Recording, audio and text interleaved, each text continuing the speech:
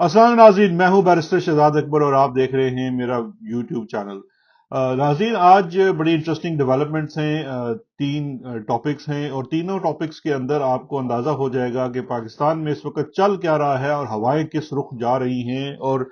इसमें बहुत ज्यादा मजाक का पहलू भी है कि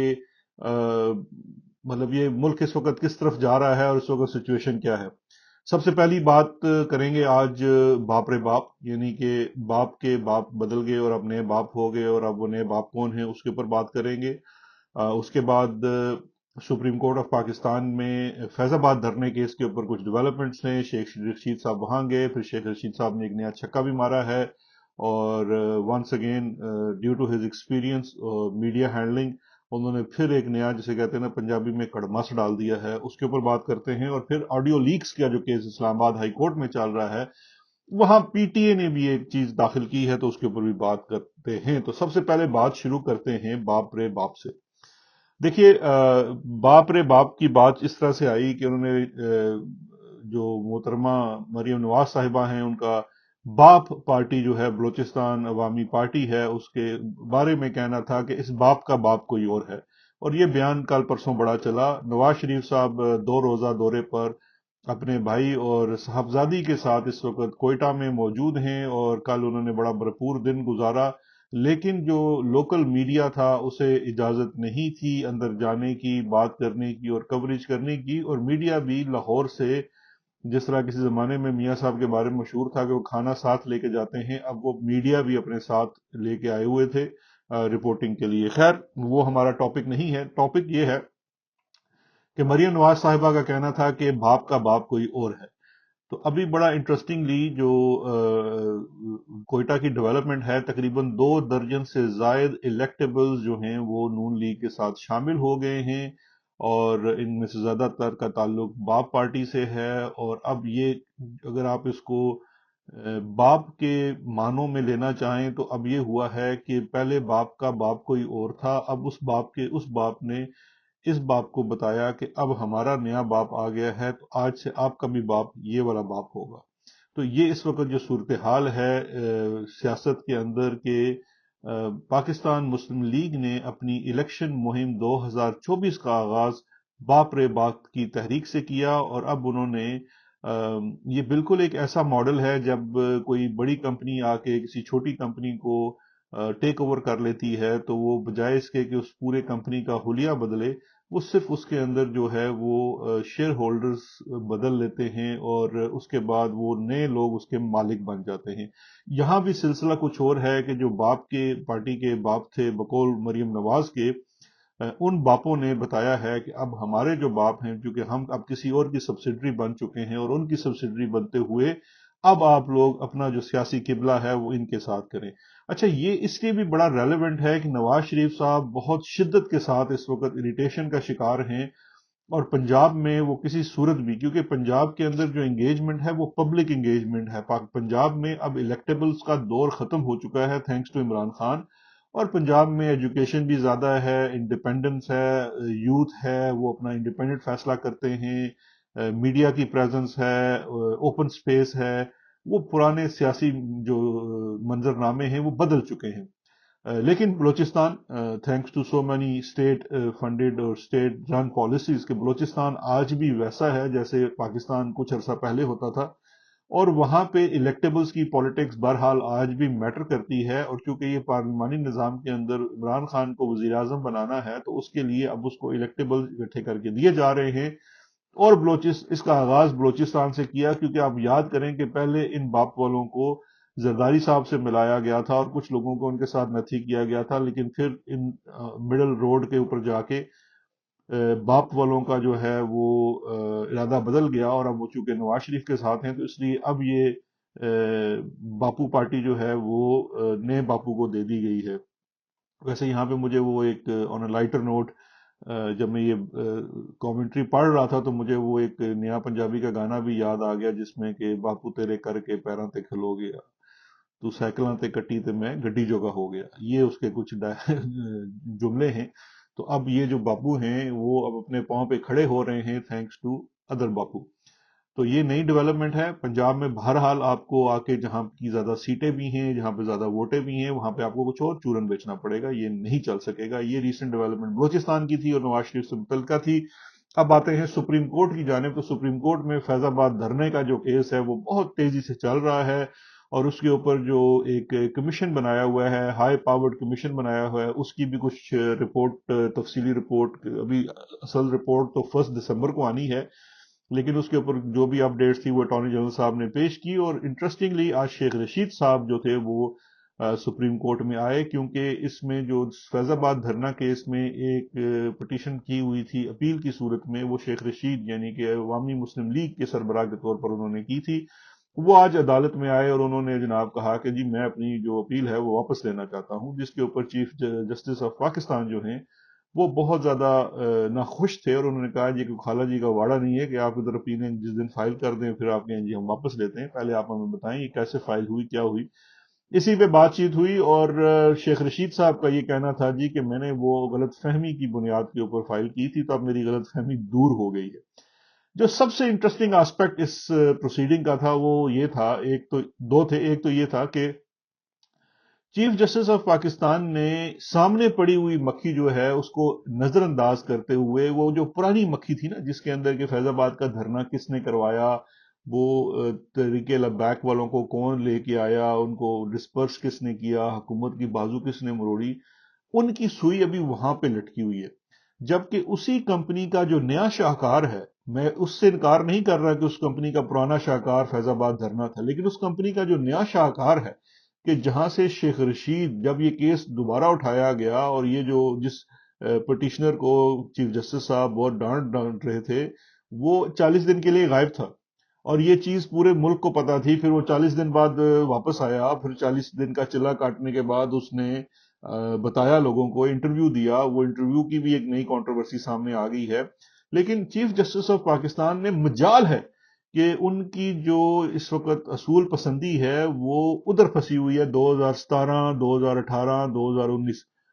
ابھی یہ نئی چیز اس کو ایڈریس ہی نہیں کر رہے. مطلب میں سمجھنے سے قاصر ہوں کہ یہ کیسے ممکن ہے کہ آپ کے سامنے ایک چیز ہے، آپ ان سے پہلے یہ تو پوچھ لیں شیخ رشید صاحب یہ چلے کا کیا معاملہ ہے، آپ 40 دن کدھر تھے، آپ کس کے پاس تھے. کیونکہ شیخ رشید صاحب نے کہا بھی، جب جج صاحب نے ان کو کہا کہ جی آپ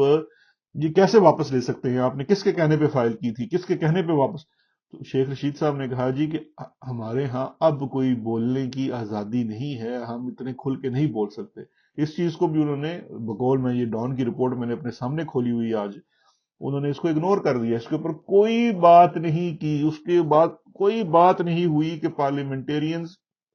جن کی توقیری کے لیے ہسٹری میں پہلی دفعہ چیف جسٹس آف پاکستان جب صرف ایک جج تھے، پارلیمنٹ کے بلانے پر بھی وہاں گئے اور آئین کی کتاب انہوں نے ہاتھ میں اٹھائی ہوئی تھی، بڑے مطلب وہ بڑے زبردست قسم کے ڈرامیٹکس تھے. لیکن وہی پارلیمنٹیرینز جو اس وقت مسنگ ہیں اور وہ جو مل نہیں رہے ہیں، ان کے اوپر اور یہ جو ملتے ہیں اور اس کے بعد وہ ایک پریس کانفرنس یا ایک ریکارڈڈ انٹرویو کی صورت میں سامنے آتے ہیں،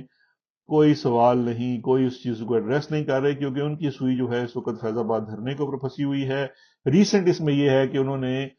یہ بھی کہا ہے کہ جی یہ جو لوگ اس میں جو کمیشن اس وقت بنا ہوا ہے ہائی پاورڈ، وہ سابقہ آرمی چیف کو بھی بلا سکتا ہے، آئی کے چیف کو بھی بلا سکتا ہے، وزراء کو بھی بلا سکتا ہے، اور ایون وزیر اعظم کو بھی بلا سکتا ہے. تو ریلیونٹ لوگ اس کمیشن میں، جو بڑی خبر ہے وہ یہ ہوگی کہ اب یہ کمیشن جو ہے شاہد خاقان عباسی صاحب کو، اس وقت general Raheel I think army chief تھے، اور بعد میں پھر جنرل باجوہ آگے تھے، اور ان کو بھی بلا سکتا ہے. اور پھر اس کے بعد اس میں جو آرمی آئی چیف تھے، جو رشتہ دار بھی تھے چودھری منیر صاحب کے، انہیں بھی بلایا جا سکتا ہے اور ان سے سوال کیا جا سکتا ہے. جنرل فیض سے تو انہوں نے کرنا یہی ہے کیونکہ اس پورے کمیشن کا جو ٹارگٹ ہے وہ جنرل فیض ہی ہیں. لیکن بڑی انٹرسٹنگ سچویشن مجھے ڈیولپ ہوتی ہوئی نظر آ رہی ہے کہ یہ اتنا زیادہ جو زیرو ان کیا جا رہا ہے جنرل فیض کے اوپر، اور بالکل اچھی بات ہے جی لگے رہے، لیکن مجھے لگتا یہ ہے کہ یہ کہیں لینے کے دینے نہ پڑ جائیں. کیونکہ جنرل فیض اگر آتا ہے اور وہ پیش ہوتے ہیں اور آگے کہتے ہیں جی کہ میں تو آرمی کے ڈسپلن کا پابند تھا اور میں نے جو کیا اپنے چیف کے حکم پہ کیا، تو پھر مجھے یہ لوگ بتائیں کہ یہ جو اس وقت جو کرنٹ نظام ہے جس کے اندر جنرل باجوہ کی روح آج بھی پھرتی ہے اور ان کا بڑا احترام ہے، ان کے خلاف کارروائی ہوگی، کیونکہ مجھے یہ لگتا ہے کہ یہ جو فیض آباد دھرنے والا کیس ہے، یہ اٹ آل ڈپینڈس کہ اگر انہوں نے جنرل فیض کے اوپر زیرو ان کیا تو ان کا جو آگے سے بیان ہوگا یا جو جواب ہوگا وہ بہت تھلی بھی ڈال سکتا ہے، تو یہ چیزیں خیر قابو سے باہر ہو سکتی ہیں، لیکن اچھی بات ہے، یہ چیزیں کھلنی چاہیے، یہ باتیں سامنے آنی چاہیے، کیونکہ یہ دھرنا تو صرف 2017 میں نہیں ہوا، یہ دھرنا 2019 میں بھی ہوا، 20 میں بھی ہوا۔ میں خود آئینی گواہ ہوں، 2 دھرنوں میں تو ہم نے خود جا کے نیگوشیٹ کیا تحریک لبیک والوں سے، اور وہ کس طرح آتے تھے، اور پھر تحریک لبیک کے اوپر ایک آپریشن بھی ہوا پنجاب میں ہمارے دور میں، اور وہ جو لاسٹ نیگوسیشن ہوا جس وقت خادم حسین رضوی زندہ تھے، اس نیگوسیشن میں تو بالکل ہمارے ساتھ جب ہم نیگوسیشنز کر رہے تھے تو جنرل فیض بھی تھے، اور جنرل فیض کے ساتھ کور کمانڈر پنڈی بھی تھے نیگوسیشنز کے اندر، اور پھر بعد میں جب ہماری نیگوسیشنز کامیاب ہو گئی تو پھر بریگیڈیئر اعجاز بھی تھے اور قادری صاحب بھی تھے جو ہمارے وزیر تھے، سب لوگ مل کے ہی نیگوسیشنز کرتے تھے کہ کسی طریقے سے یہ جو لوگ ہمارے یہاں آ کے بیٹھ گئے، تو وہ نیگوسیشن میں تو ظاہری بات ہے سارے آتے تھے، لیکن ہمیشہ سے ہمیں تو شک ہی رہا کہ ان کو لانے والے کون ہیں، تو اس وقت بھی شک تھا لوگوں کے اوپر، پہلے بھی 2017 کے اوپر بھی شک تھا، 2019-20 میں بھی شک تھا، تو اس شک کا سلسلہ چلتا رہتا ہے۔ تو خیر اب دیکھتے ہیں کہ اس کی مشن میں سے کیا نکلے گا، لیکن شیخ رشید صاحب نے جو نئی کنٹروورسی پیدا کر دی وہ یہ کر دی کہ انہوں نے جو سپریم کورٹ کے باہر صحافیوں سے بات کی، تو سب سے پہلے وی نیوز ہے جو عمار صاحب ہیں، عمار مسعود، ان کا ایک آن لائن نیوز ہے، اس کے اوپر فیصل کمال پاشا کی خبر آئی، اس نے کہا کہ جی مجھے جو میرا انٹرویو تھا اس پہ مجھے مارا گیا، اور مکہ مارا گیا یا چپیڑ ماری گئی، اور وہ منیب کے سامنے ماری گئی، اور منیب فاروق نے کہا کہ یہ یار یہ شیخ صاحب کے ساتھ تو مت کریں، جس کے کچھ دیر کے بعد ہم نے یہ دیکھا کہ منیب فاروق صاحب کی جانب سے اس کی تردید آئی، اور پھر اس کی فائنلی ہم نے یہ چیز دیکھا کہ وہ خبر بھی اتار لی گئی وی نیوز کی جانب سے، پھر اس کے بعد دوبارہ وی نیوز کی جانب سے آیا کہ جی وہ خبر ہماری غلط فہمی کے اوپر مبنی تھی اور ہمارے رپورٹر نے غلط سنا تھا۔ تو بڑے حیرانگی کی بات ہے کہ یہ نیوز چینل جو ہے خبر بھی اس نے لگا دی، اتنی بڑی خبر تھی، جبکہ ایڈیٹوریل کنٹرول ہوتا ہے کہ جب اتنا بڑا دعویٰ کیا جا رہا ہے اور ایک ساتھی صحافی کے بارے میں بھی کیا جا رہا ہے کہ اس کے سامنے تشدد کیا گیا اور اس نے یہ بات چھپائی، تو انہوں نے کیا کوئی ایڈیٹوریل کنٹرول نہیں تھا، کوئی پوچھا نہیں، کوئی تصدیق نہیں کی اور خبر ڈال دی اور پھر فوری طور پہ خبر نکال دی، کیونکہ اب پہلی تو بات ہے کہ خبر اگر کنفرم نہیں تھی تو اس کا ڈالنا جو ہے وہ کتنا بڑا ایک نان پروفیشنل کام ہے، لیکن پھر آپ نے امیڈیٹلی اس خبر کو اتار بھی دیا، تردید بھی کر دی، سب کچھ کر دیا، تو یہ ساری چیز جو ہے وہ گڑبڑ اس لیے لگتی ہے کہ اس کے بعد میں نے جب شیخ رشید صاحب کا انٹرویو دیکھا تو جو انٹرویو نہیں ہے وہ پریس ٹاک ہے جو اس کے باہر کر رہے ہیں، اور ابھی شیخ صاحب کے اپنے ٹویٹر ہینڈل کے اوپر بھی وہ چل رہی ہے، وہ کوئی 1-1.5 منٹ کی ٹاک کا کلپ ہے